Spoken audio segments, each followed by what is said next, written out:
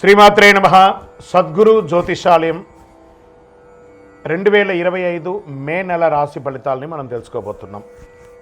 మా ఛానల్ ద్వారా చూస్తున్నటువంటి ప్రేక్షక మిత్రులందరికీ కూడా శుభాభివందనాలు. మా ఛానల్స్ బాగా చూస్తున్నారు, ధన్యవాదాలు. కానీ సబ్స్క్రైబర్స్ అనేవాళ్ళు కొంచెం తక్కువగా ఉన్నారు, కొంచెం సబ్స్క్రైబ్ చేయండి. ఈ పక్కనున్న బెల్ బటన్ కానీ మీరు కొట్టేస్తారనుకోండి, మా ఛానల్లో ఉన్నటువంటి అన్ని కార్యక్రమాలు కూడా మీకు వస్తూ ఉంటుంది, మీరు చూడొచ్చు. మీకు ఉపయోగపడే విషయాలు చెప్పడం జరుగుతుంది. కమింగ్ టు జాతకం. జాతకం అనేది పడుతున్న వర్షానికి ఒక గొడుగే కానీ జాతకం జీవితం కాదు. మేము చెప్పే ఈ రాశి ఫలితాలు గోచార గ్రహస్థితులను దృష్టిలో పెట్టుకొని చెప్తున్నాం. ఇది మీ యొక్క వ్యక్తిగత జీవితానికి ఒక 30% నుంచి 40% మాత్రమే వర్తిస్తుంది. మీరు పుట్టినప్పుడు ఉన్నటువంటి ఆ లగ్నము, ఆ నక్షత్రము, ఆ పాదాన్ని బట్టి మీ యొక్క సంపూర్ణ జాతకం అనేది తెలియబడుతుంది. ఇంకా జాతకం అంటే ప్రతి ఒక్కరికి కూడా నాకు ఉద్యోగం ఎలా ఉంటుంది, నాకు వ్యాపారం ఎలా ఉంటుంది, నాకు ఆరోగ్యం ఎలా ఉంటుంది, దాంపత్య జీవితం ఎలా ఉంటుంది, సంతానం ఉంటుందా, ఉద్యోగం వస్తుందా, వ్యాపారం బాగుంటుంది, ఇవే ఏదో టెన్షన్స్తోనే ప్రతి ఒక్కళ్ళం కూడా జీవిస్తున్నాం. దానికి ఉపశమనంగా ఈ మాస ఫలితాలని ప్రతి మాసంలో కొన్ని గ్రహాలు మారుతూ ఉంటాయి కాబట్టి ఆ గ్రహాల యొక్క గమనాన్ని దృష్టిలో పెట్టుకొని అన్ని వర్గాల వారిని దృష్టిలో పెట్టుకొని ప్రిడిక్ట్ చేయబడిందే ఈ మాస ఫలితాలు. ఇప్పుడు మనం 12 రాసుల్లో ఒక్కొక్క రాశిగా మనం చెప్పుకోబోతున్నాం.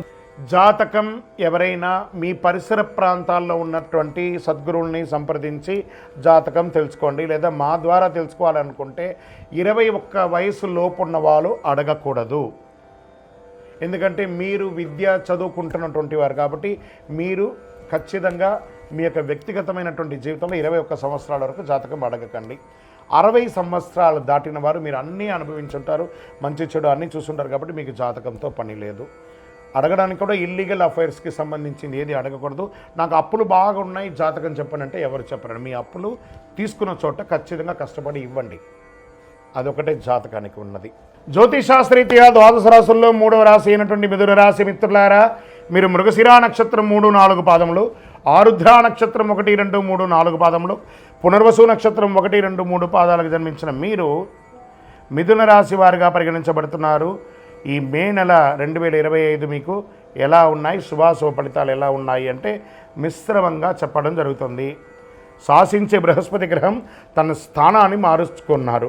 బృహస్పతి 12వ ఇంట్లో ప్రథమార్థం గడిపిన తర్వాత ఈ నెల ద్వితీయార్థంలో మొదటి ఇంటిలోకి వెళ్తున్నారు. సూర్యుడు లాభాల ఇంటిలో ఉచ్చ స్థితిలో ఉంటున్నారు. 11వ ఇంటికి అధిపతి అయినటువంటి కుజుడు ఈ నెల మీరు 2వ ఇంట్లో ఉంటారు. మే 23 వరకు బుధుడు అనుకూలమైన స్థితి, 2వ ఇంట్లో బలహీనమై కుజ సంచారం ఉంటుంది. దీంట్లో ఎవరెవరికి ఎలా ఉండబోతుంది అని అంటే స్పోర్ట్స్,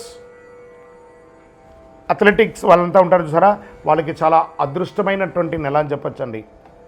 సమాజంలో పెద్ద వారి యొక్క పరిచయాలు పెరుగుతుంది, వారి సలహాలు పొందుతారు, విలువైనటువంటి గౌరవం పొందుతుంది. వ్యాపారవేత్తలకు వ్యాపార ప్రభుత్వం రాయితీ మరియు బ్యాంక్ రుణాలు ఇవన్నీ కూడా అందుతుంది.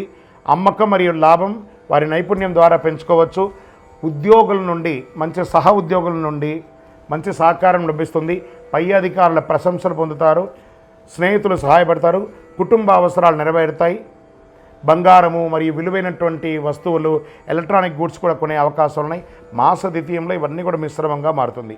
కుటుంబంలో చిన్న సమస్యలు, భార్యాభర్తల మధ్య సఖ్యత లోపం, గృహ మరియు భూమి సంబంధిత ప్రయత్నాలు నెల ప్రారంభంలో అనుకూలంగా ఉంటాయి. మాస ద్వితీయంలో కాస్త ఇబ్బంది అవుతుంది. ఆధ్యాత్మిక క్షేత్రాలకి వెళ్ళే అవకాశాలు కనబడుతున్నాయి. అన్ఎక్స్పెక్టెడ్ ఆర్థిక అద్భుతాలు జరిగే అవకాశాలు ఉన్నాయి. కోర్టు కేసుల్లో ప్రథమార్థంలో అనుకూలంగా ఉంది, ద్వితీయార్థంలో పోస్ట్పోన్ అయ్యే అవకాశాలు ఉన్నాయి. ప్రభుత్వ పనులు, పర్మిషన్స్ చాలా అనుకూలంగా ఉంటుంది. సోదరులతో సహాయం వచ్చే అవకాశాలు ఉన్నాయి. పోటీ పరీక్షలకు హాజరయ్యే విద్యార్థులు మరింత కష్టపడాలి. మే నెల మొదటి అర్ధభాగంలో ప్రభుత్వ ఉద్యోగం కోసం చదువుతున్నా లేదా పరీక్షలకు హాజరవుతున్న వ్యక్తులకు మెరుగైన ఫలితాలు పొందే అవకాశాలు మెండుగా ఉన్నాయి. ఆహారపు అలవాట్లు మార్చుకోండి. ఆరోగ్యం చాలా ముఖ్యం. షేర్ మార్కెట్ మిశ్రమం, వ్యవసాయదారులకి చాలా బాగుంది. మీడియా రంగం వారికి, టీవీ, ఎలక్ట్రానిక్స్, ప్రింటింగ్ అన్ని వారికి ఇది చాలా బాగుంది. సాఫ్ట్వేర్ రంగం వారికి చాలా చాలా బాగుందని కూడా చెప్పచ్చు. వివాహం కాని వారికి మంచి రాజకుమారుడు, మంచి రాణి రాబోతుంది, మీకు సిద్ధంగా ఉండండి. నూతన ఉద్యోగ ప్రయత్నం అనుకూలంగా ఉంటుంది. రాజకీయ నాయకులకి ఇది బాగుందని కూడా చెప్పచ్చు. ఈ నెల మీకు లక్కీ డేస్ అని తీసుకుంటే మే 2, 5, 8, 12, 14 తారీఖులు చాలా బాగుంటుంది. అదృష్ట సంఖ్యలు 3 మరియు 6 అని చెప్పచ్చు. చంద్రాష్టమం 18/5/2025 12:04 ఉదయం నుండి 20/5/2025 7:35 ఉదయం వరకు ఉంటుంది. ఈ 2.5 రోజులు చాలా జాగ్రత్తగా ఉండాలి. పరిహారం: శనివారం శనీశ్వర భగవానుడికి నువ్వుల నూనెతో దీపం వెలిగించండి. సూర్య భగవానుని ఆదిత్య హృదయంతో పారాయణించండి. ఆరోగ్యం బాగుంటుంది. చలివేంద్రాలు ఏర్పాటు చేయండి. పేదవాళ్ళకి గొడుగు ఇవ్వండి. అతి శక్తివంతమైనటువంటి ఈ కరుంగాళి మాలను ధరించండి. ఈ కరుంగాళి మాల ధరించడం వల్ల ఆరోగ్యంగా ఉంటారు, ఐశ్వర్యంగా ఉంటారు, జనవశీకరణ అవుతుంది, నెగిటివ్ వైబ్స్ అంతా పోతుంది, ఆధ్యాత్మికమైనటువంటి అనుకూలత పొందుతారు. ఇంకను మీ వయస్సు ఎంత ఉందో అన్ని సంఖ్యతో కూడినటువంటి దీపాలు మీ ఇష్టదైవ దేవాలయంలో వెలిగించండి. మీ కులదైవ ప్రార్థన చేయండి. మీ యొక్క వ్యక్తిగతమైనటువంటి జాతకం తెలుసుకోవాలనుకుంటే మీ పరిసర ప్రాంతాల్లో ఉన్న గురువుల్ని సంప్రదించండి, లేదా మా కింద కనబడుతున్న నంబర్కి వాట్సప్ చేయండి మీ date of birth, time of birth, place of birth. విజయోస్తు. అయ్యప్ప స్వామి వారికి 18 అవతారముల దేవాలయాన్ని Brahmashri doctor S Chandramouli Guruswami garu 2016 November 9వ తారీఖున జీవలింగేశ్వర స్వామి సన్నిధానం జీవకోణ తిరుపతిలో నిర్మించి సమాజానికి అంకితం ఇచ్చారు. ఇది చాలా గొప్ప క్షేత్రం అండి, ప్రపంచంలో ఎక్కడా లేదు. అయ్యప్ప స్వామికి 18 అవతారాలు. అతి త్వరలో అదే దేవాలయంలో 27 నక్షత్రాలకు, అశ్విని పర్యంతం మీనం వరకు, మన రేవతి వరకు, అభిజిత్ నక్షత్రం వరకు 28 నక్షత్రాలకి ఒక దేవాలయం కట్టబోతున్నాం. ఇంకను 54 అడుగుల శనీశ్వర భగవానుని ప్రతిష్ఠ చేయబోతున్నాం. ఇది ఒక చిన్నపాటి అడవి ప్రాంతంలో ఉంటుంది, కానీ సిటీలోనే ఉంటుంది. కపిలతీర్థం, అక్కడ అలిపిరి, కపిలతీర్థం, జీవకోణ ఎయిర్పోర్ట్ వరకు ఒకటే కొండ కిందనమాట. ఈ జీవలింగేశ్వర స్వామి సన్నిధానంలో 300 రోజులు నీళ్లు పడుతూ ఉంటుంది శివుడి మీద. అలాంటి అద్భుతమైనటువంటి క్షేత్రంలో మీరు తిరుపతికి వచ్చినప్పుడు రైల్వే స్టేషన్ బస్టాండ్ నుండి 3 కిలోమీటర్, ఎయిర్పోర్ట్ నుండి 9 కిలోమీటర్ దూరంలో మన దేవాలయం ఉంటుంది. ఉదయం 6 గంటల నుంచి 11 గంటల వరకు, సాయంత్రం 5 నుంచి 8 గంటల వరకు దర్శనం ఉంటుంది. ఖచ్చితంగా మీ యొక్క తిరుపతి దర్శనంలో ఒక భాగంగా ఈ దేవాలయాన్ని దర్శనం చేసుకోండి.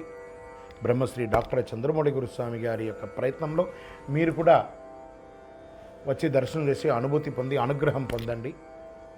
విజయోస్తు.